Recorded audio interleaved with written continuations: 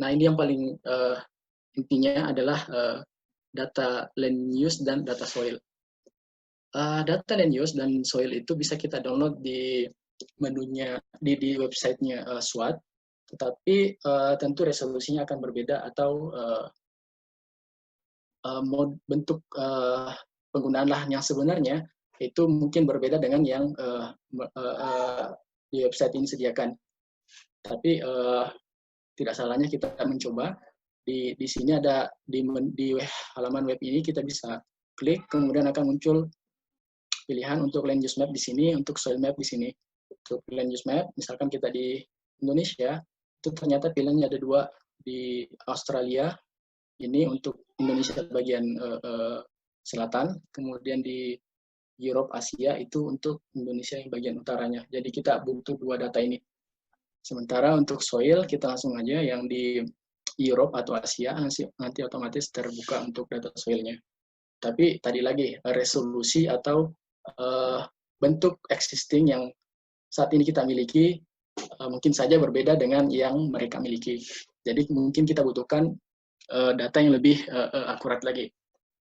Nah, di sini untuk data land use kita bisa menggunakan data dari KLHK atau kita bisa membuat secara manual dari data citra satelit, baik itu Landsat atau Sentinel. Kemudian kita lakukan klasifikasi, baik itu yang terbimbing atau tidak terbimbing, sehingga kita peroleh jenis penggunaan lahan di daerah tersebut. Kemudian data tersebut harus disimpan ke dalam bentuk raster.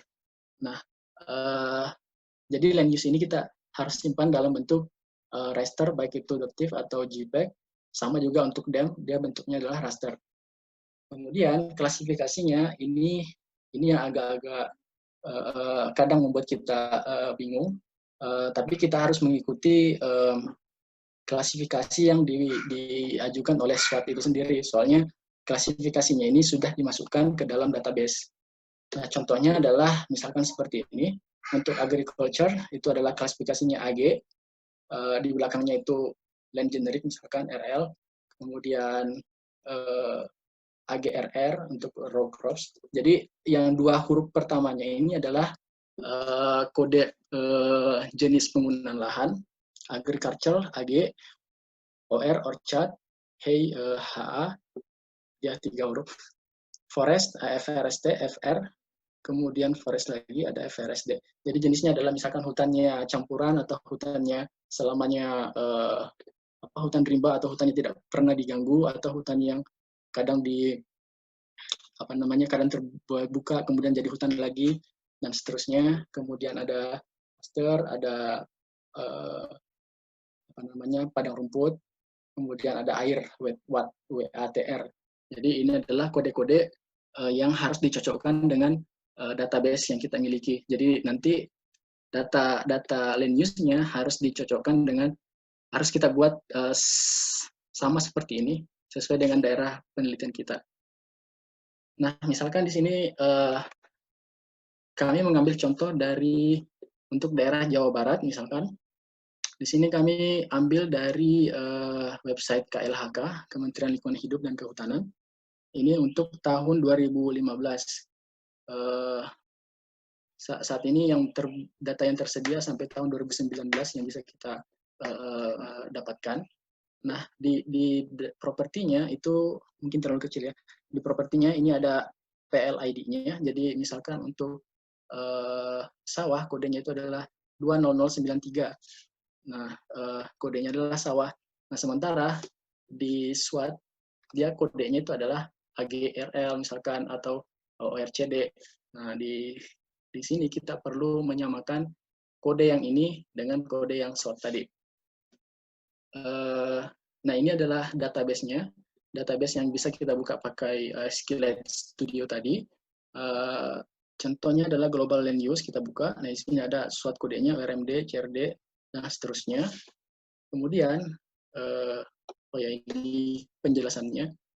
URMD itu adalah urban, dryland itu CRDY, dryland, cropland, and pasture, dan seterusnya. Nah, data tadi yang ini, yang di data KLHK, ini kodenya 2006, misalkan itu adalah hutan tanaman. Nah, kita jadikan kelasnya sebagai agriculture, soalnya dia ditanami misalkan, atau perkebunan, kita ganti saja kodenya jadi AGRL. Jadi misalkan di KLHK tadi kodenya banyak lagi, hutan, tanaman, perkebunan, pertanian, dan seterusnya, kita ganti semua jadi AGRL. Ini hanya sebagai contoh, misalkan. Untuk yang dikelola, kita kasih kode AGRL. Kemudian misalkan untuk hutan, ini hutan lahan kering di sini, di sini ada panjangnya kering. Ini FRST, forest dry. Nah, di sini jadi intinya kode ini kita ubah menjadi kodenya SWOT atau kelas yang SWOT. Nah, di sini kita tambahkan satu lagi kolom untuk kolom value. Kolom value, value-nya itu sama dengan yang di PL ini, di kodenya KLHK. Dia 2006, kita pakai 1 misalkan.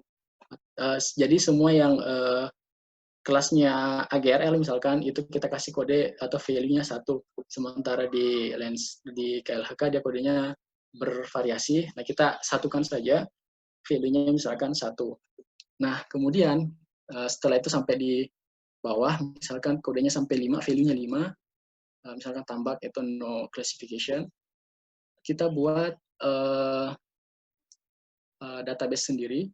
Jadi land use ID, kemudian ada SWOT, kita buatnya di Notepad atau di Excel, kita save as sebagai CSV, dia dipisahkan oleh koma. Misalkan di sini untuk land use ID-nya 1, kita kasih kode AGRL, jadi 1 AGRL, 2 FRST, 3 itu adalah grass, daerah belukar, semua belukar, 4 main, daerah tambang, dan seterusnya. Tapi sepertinya yang main ini tidak ada di kodenya SWOT, jadi nanti ini akan error. Ini perlu diubah dari lahan-lahan terbuka atau lahan yang dikelola dengan area tambang. Jadi nanti kita cocokkan lagi dengan yang ada di deskripsi tiap-tiap kelas penggunaan lahan. Nah, setelah itu kita sudah memiliki data ini yang save file, kemudian kita memiliki kelas, kita memiliki value, kita sudah memiliki database-nya, spreadsheet-nya. Kemudian data ini kita akan ubah ke raster. Nah, berikutnya, ini untuk yang di KLHK website-nya seperti ini, di webgis-lhk.go.id, buka di menu peta, penutupan lahan, nah kita bisa mendownload di menu itu. Nah, cara mengunduhnya mungkin akan dibahas di sesi yang lain. Nah, kita langsung saja yang tadi di sini. Dari sini kita dari save file kita ubah ke vektor, dari vektor ke raster. Nah, data vektornya adalah data penggunaan lahan, land use. Kita buka menu raster, conversion, kemudian vector to raster. Di menu parameter, input layer-nya adalah land use yang vektor. Kemudian, nah ini yang menjadi penentunya, yang di field to use. Nah, ini hanya bisa membaca angka saja. Jadi, angka itu ada di kolom PL14 ini dengan value. Nah, kita menggunakan kolom value, nanti akan dicocokkan lagi value untuk di database-nya. Jadi, saling berkaitan semuanya. Nah, di sini ada menu value, kita ganti, nanti akan pilihannya PL14 atau menu value, kolom value, nah kita pilih yang kolom value, kemudian output raster size units-nya kita pilih georeference. Pilihannya ada 2, georeference atau pixel. Nah, kita pilih yang georeference, kemudian resolusinya. Nah, ini tergantung kita mau resolusi berapa. Ini karena georeference units, kita artinya mengikuti proyeksi yang kita gunakan, dalam hal ini adalah UTM, satuan diameter, maka resolusinya ini adalah 100 meter. Nah, itu terserah kita mau 10 meter boleh, mau 1 meter boleh. Tapi konsekuensinya adalah semakin tinggi resolusinya, maka pekerjaan di komputer akan menjadi semakin berat. Nah, di sini kita contoh 100 meter. Nah, kemudian outputnya kita pilih yang extend-nya nih. Di sini ada pilihan, kita pilih yang land use. Kemudian diberi nama nanti di bawah, kemudian di run. hasilnya yang tadinya adalah ini yang bentuknya save file seperti ini. Nah, hasilnya menjadi seperti ini. Dia adalah data raster. Bentuknya menjadi data raster.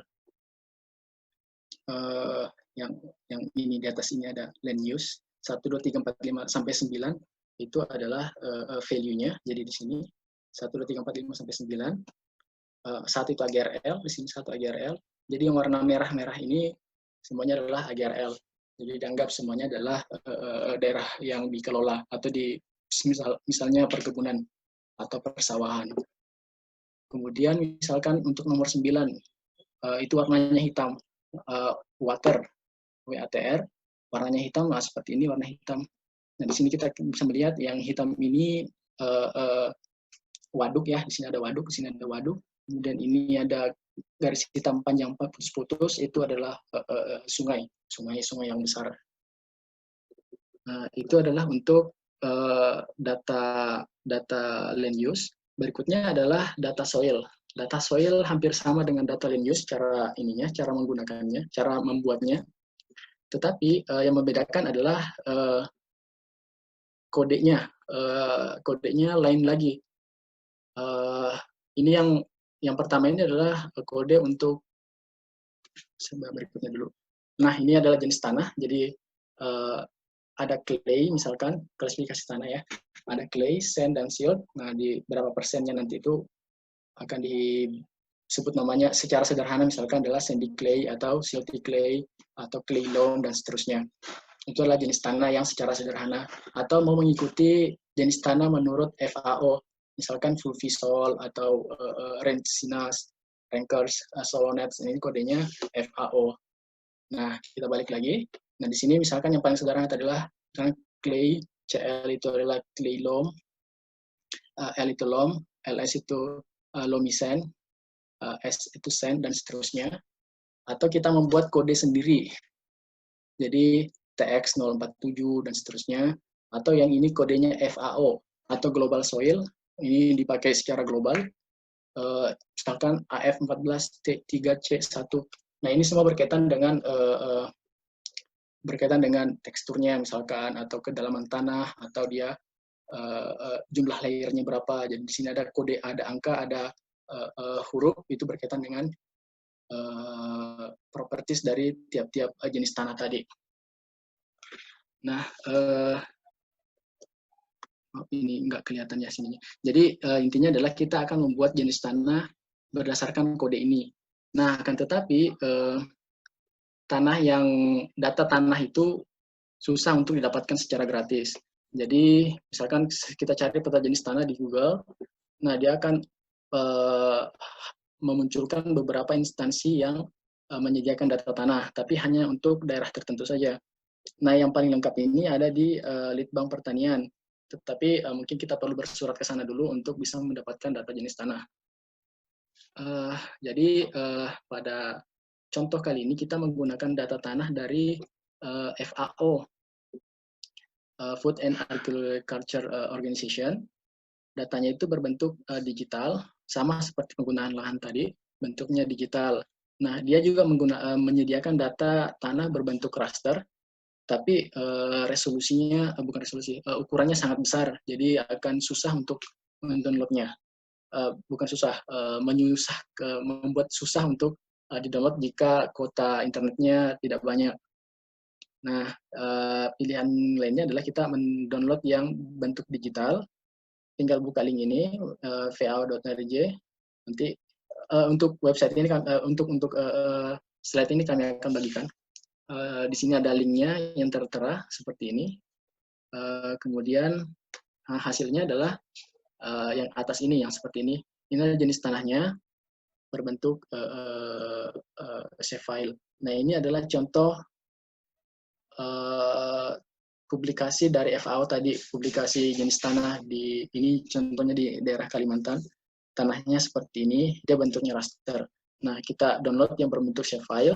Dari save file, nah ini ada atributnya, nanti kita ubah ke raster. Sama prosesnya dengan membuat peta land use tadi. Jadi ini yang save file-nya kita ubah menjadi raster. Nah, ini ada soil ID-nya 4515 misalkan. Nah, saya nggak rubah soil ID-nya menjadi 1, 2, 3, 4 karena ininya cukup banyak, jadi kita mengikuti yang sudah ada saja. Jadi dia disifat seperti ini. S6 ini adalah soil name JD 1023A4515. Nah, dia ada, ini akan otomatis terbaca di database. Jadi untuk database itu adalah dia hanya membaca kode ini di apa namanya, notepad ini akan dibaca oleh database tadi. Yang dibaca adalah yang berbentuk karakter ini, teks. Sementara yang angka-angka ini hanya untuk menunjukkan di raster seperti ini.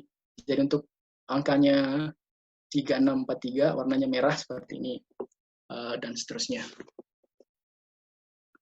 Data iklim. Data iklim bisa kita download dari BMKG, bisa kita minta dari BMKG juga, atau bisa kita buat manual dari data citra satelit, tapi itu mungkin butuh waktu juga untuk mengolahnya. Nah, data yang dibutuhkan itu ada data curah hujan, suhu, radiasi matahari, kecepatan angin, dan kelembaban. Nah, biasanya untuk radiasi matahari, tidak semua tempat itu memiliki data. Jadi radiasi matahari ini opsional saja. Tapi kalau jika ada, nah ini akan sangat membantu. Kemudian, jika kita membuat data iklim sendiri, misalkan kita download dari BMKG, kita harus membuat kode seperti ini. Misalkan ID-nya 1, name, itu nama stasiunnya, latitude, longitude, dan elevasi. Misalkan untuk kode kelembaban, kodenya seperti ini. Nah, kita harus membuat lagi database seperti ini. Dari tahun 1990 ya, bulan 1, tanggal 1, tahun 1990. Ini per hari. Jadi dari tahun ini sampai 30 tahun akan datang. Misalkan 2020, nah nanti akan tersusun sampai 2020 ke bawah per hari. Jadi hitungannya ini ribuan data ke bawah. Itu sebagai contoh. Mungkin akan berat jika dibuat manual satu persatu. Nah, cara lainnya kita bisa download dari data SWOT sendiri. Jadi mereka sudah menyiapkan opsi untuk mendownload data ini. Nah, kita bisa buka di website ini, globalweather.tamu.edu. Kemudian kita pilih areanya ada di mana saja. Kita kayak membuat kotaknya atau area of interest-nya. Kemudian kita pilih tahunnya tahun berapa, tanggal berapa, sampai tahun berapa. Misalkan 30 tahun dari tahun 1980 misalkan. Itu dapatnya 2010 misalnya. Nah, kemudian data yang akan dikumpulkan misalkan dari suhu, curah hujan, dan seterusnya. Apakah semuanya mau di-download atau sebagian? Nah, itu pilihan kita. Nah, ini sebaiknya dipilih semua saja, biar datanya lengkap. Kemudian, di sini ada pilihannya bagaimana datanya mau dibuat. Kita centang semua aja, dua-duanya bisa dibuat secara generate SWOT files atau generate CSV files. Jadi datanya CSV itu yang berbentuk seperti ini nanti, CSV-nya. Untuk yang SWOT files itu berbentuk database yang di SQLite Studio tadi. Nah, downloadnya, nah mereka menyediakan kalau datanya banyak, maka itu mereka butuh waktu untuk memproses data itu, hitungannya menit misalnya. Nah, misalkan kita tidak mau menunggu hitungan menit, kita tinggal masukkan nama kita, alamat email di sini, konfirmasi email, kemudian dikirim. Kalau misalkan kita mau balik lagi, ya tinggal dibuka halaman ini, akan otomatis bisa kembali ke halaman ini lagi, bisa untuk mendownload langsung. Jadi dia downloadnya tidak, mereka tidak menyediakan download otomatis, tapi kita harus mengklik lagi untuk mendownloadnya. Nah, untuk data iklim, cara yang lainnya adalah itu di bagian SWOT editor. Jadi Bapak Ibu mungkin sudah menginstal yang SWOT Plus-nya. Nah, di sini ada bagian SWOT editor, itu bagian climate, weather generator di sini. Nah, di sini ada pilihan download the global SWOT Plus weather generator database. Nah, ini tadi pas kita menginstall itu, di sini ditanyakan apa kita mau mendownload atau tidak. Nah, jika sudah mendownload, tinggal import data. Jika belum, ya kita harus download lagi. Jadi menurut saya cara ini lebih simpel. Jadi kita tinggal mendownload weather generator database-nya, nanti akan otomatis mencari area penelitian kita. Jadi dia berdasarkan luasan area yang kita pakai. Nah, di sini create new record, kita tinggal ketik saja WGN di sini, weather generator, nanti akan otomatis nama-nama stasiunnya akan ada muncul. Nah, berikutnya di pilihan kedua ada weather station, import data. Nah, import data yang sudah di-create sebelumnya. Nah, di sini ada import datanya, nanti akan terdownload atau tersusun otomatis ke bawah. Itu untuk data iklim. Ini data iklim tidak akan lama karena kita otomatis mendownloadnya dari database. Nah, ini adalah contoh database untuk QSWAT. Misalkan saya buka QSWAT yang database plus pro. Jadi saya sudah beberapa kali mencoba membuat sendiri. Misalkan, nah sini database-nya menjadi lebih dari satu. Nah, database-nya itu berdasarkan data yang kita buat, nama yang kita buat. Nah, di sini ini adalah contohnya, example and use. Jadi ada beberapa yang database yang otomatis tergenerate di sini, terbentuk sendiri. Ada juga yang akan otomatis terupload setelah kita membuat simulasinya. Jadi di sini nanti akan penuh. Jadi ini adalah tampilan yang belum diapa-apakan. Nanti setelah kita generate, kita menjalankan keyword-nya, di sini nanti akan banyak database. Nah, ini untuk misalkan soil, global land use maksud saya. Global land use, ini global land use, diklik, nanti akan di sini muncul SWOT kodenya seperti apa. Kemudian ini FAO soil, ini yang standar, S6-nya seperti ini, LS, SSC, dan seterusnya. Kemudian untuk global user soil, nah bentuknya seperti ini, AF102B, nah seperti yang telah kita buat sebelumnya. Jadi nanti otomatis data yang kita buat akan terbaca otomatis oleh database ini. Jadi sebisa mungkin data yang kita buat itu menyamai kode-kode yang ada di sini. Nah, gimana cara mengetahui kode-kodenya? Nah, untuk yang global user soil ini artinya kita pakai data yang dari FAO tadi kita download. Sementara untuk yang FAO soil, nah ini kita buat manual. Nah, ini kita kodenya kita samakan saja, LS, S, ini paling sederhana. Tapi yang membuat susahnya adalah kita harus membuat atribut seperti ini, jumlah layernya berapa, hydrographic unitnya seperti apa, soilnya seperti apa, ketebalannya, kedalamannya, areanya. Nah, nanti akan panjang ke kanan. Jadi ini simple, tapi dibuat manual satu persatu. Ini otomatis, tetapi datanya dari data yang sudah disediakan, jadi tidak bisa user define. Itu untuk database-nya.